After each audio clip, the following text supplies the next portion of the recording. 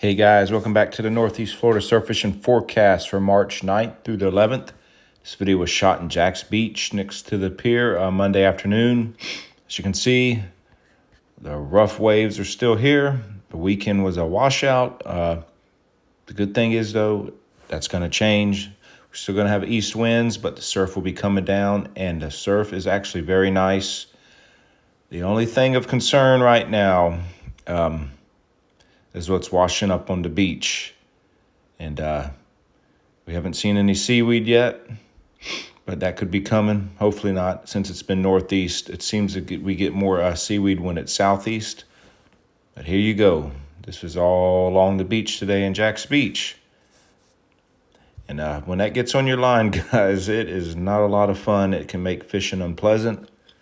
So let's hope that's not going to be the norm here for the next few days, because we have some great winds coming up.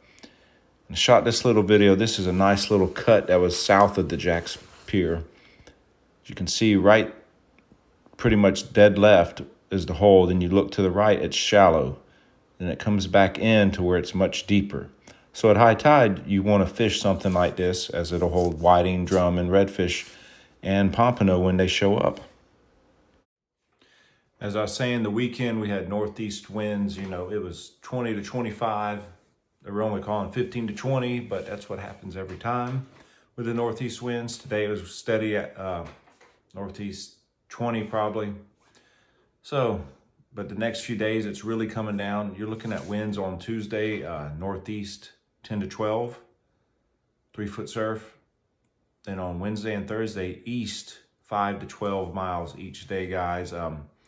The low tides will be towards the middle of the day, lunch break time. So it's a good time to fish if the water stays clean and that debris doesn't build up in the surf zone. Low tide should be phenomenal for whiting. There should be some new cuts up and down the beach. Water temperature, though, has taken a dive. It's back down to 60 degrees in Jack's Beach. Not good. We were hitting around 63, 64 last week, but it'll warm up fast because next week it's like all 70s and lows into 60s. So that's going to warm it up quite fast. We'll get the pompano here hopefully soon. Flagler Beach right now, 63 degrees. And then Daytona 64. So it really, that northeast wind with the damp overcast front really took a toll on the water temps. But that'll change, guys. We're getting into the time of year where it's going to start to rapidly warm, and if you don't have your rigs ready, you're going to be missing out, because there's going to be a lot of fish showing up. There's already pompano showing up in our local area. There were a few caught over the weekend in the inlets, and there's some drum showing up in the surf, as well as a few reds, and the whiting are really going to fire off this week. I have a feeling with this calming down, and you'll be able to fish in the trough along the beach. Ponte Vedra, that area of Volano. Jack's Beach at low tide, as you can see, is still really flat, even on the high tide. There was one little cut and that was it. So if you're not there before other people are there, then you're losing that spot. So that's not a good thing. Other than that, that's all I got. Still Saturday from 9 to 10, we're gonna have the beach meetup in Jack's Beach. Right now, I'm looking at maybe meeting in the pier parking lot, because that's a pretty large parking lot. So finding a space won't be a problem. But I will let you know for sure on Thursday, because I'm going to be looking up and down the beach. We're going to be looking for some defined areas in Jack's Beach that'll be easy to point out, because at 9 and 10 in the morning, high tide's around 8 in the morning. So we'll have about an hour into the outgoing. So hopefully we'll be able to see some runouts, point those out to you. Hopefully we'll see some sandbars. Right now the forecast is calling for some southeast winds, I think 5 to 10. So nothing too bad. If you want to bring your fishing rods and fish after, you'll have the outgoing tide, and that's a good tide to fish in the Jack's Beach area. If I look tired in this video, I am. We were out of town all week at Legoland, and I'm exhausted, but we still got to get the report done.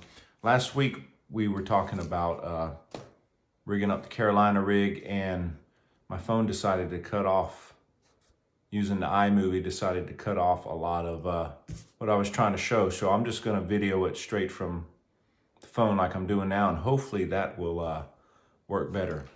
So with the Carolina rig, this is, I have it upside down, but that's the snap swivel I'm using. Right there, see that? Okay. Now, there's also this snap swivel. This is upside down. As you can see, it's just a little swivel you put the line through. Me personally, because I've had this one tend to get tangled up much more than the other snap swivel. So what I do always, so with this guy, you want to put a bead. Put this on the line first, then the bead, and then you have the barrel swivel, and then your leader.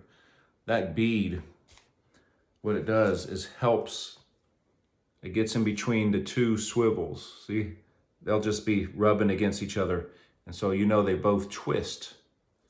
Well, if you don't have that bead there, they're just hitting each other, and it's constantly twisting up the line. You put that bead there, it stops the problem probably about 95% of the time.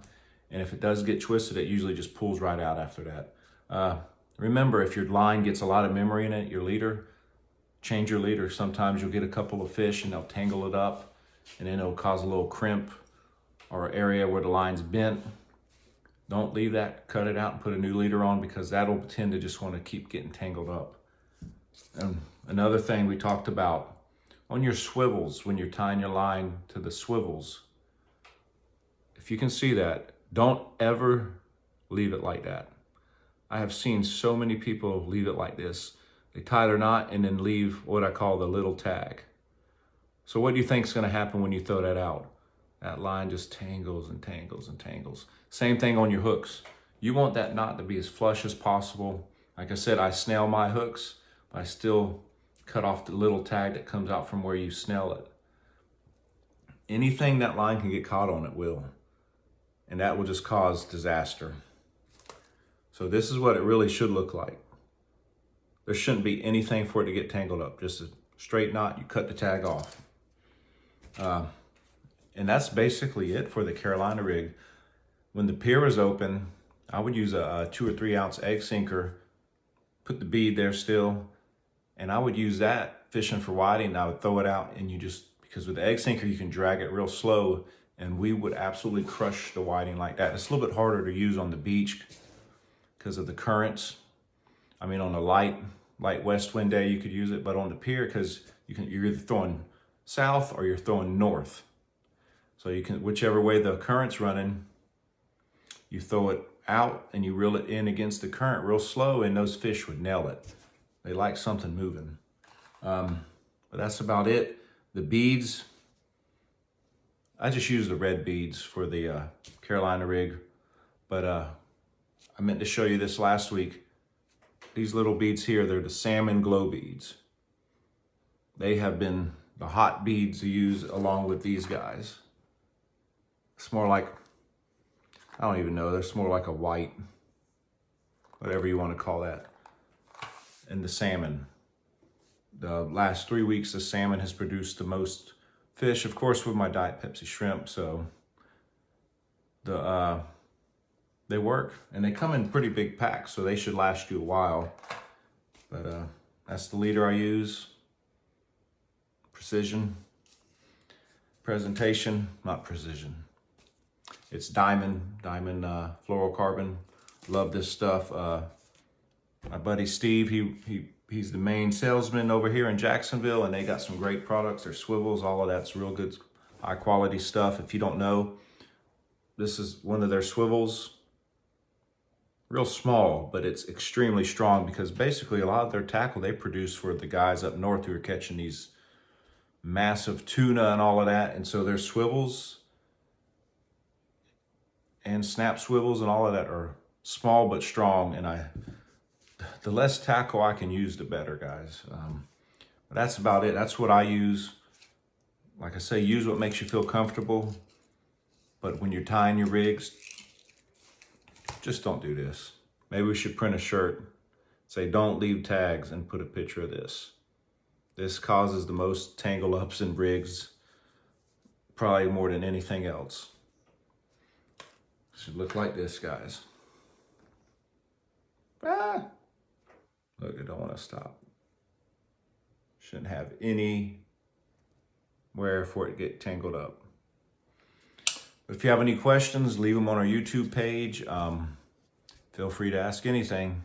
Had a few people asking what rods and reels they should buy, and I can meet you somewhere if you ever need it here in the Jacksonville area, and I'll show you what I would use, and we'll hook you up.